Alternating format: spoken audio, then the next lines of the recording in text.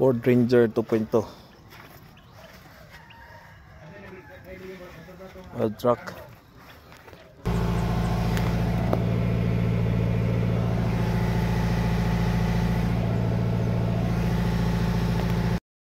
Sige muna yung makina. May naghanang leak. Sige pala ko start.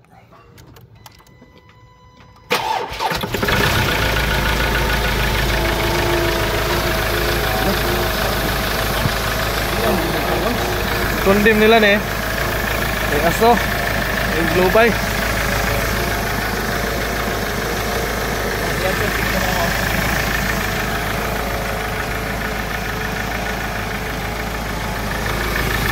Lalom.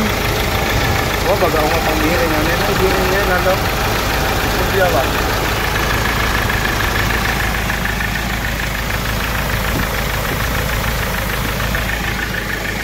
Wala ko na. Ito, ano yun ang kwanto? Well, down inside of here there's oil.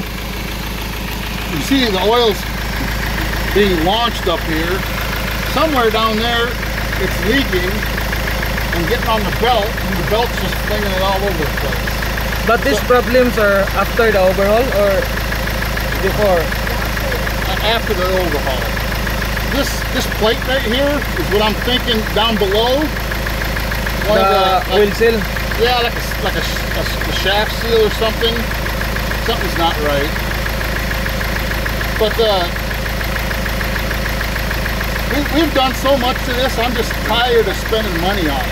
It's just nothing does fix it. It's just one problem after another. The head had a problem. One of the injectors here, the washer wasn't right, and it ate into the washer and then basically ruined the head. Wouldn't seal right. So I got a new head with a new valve and all that stuff. So this is a new head? This is a new head. But di ko nila gatong turbo.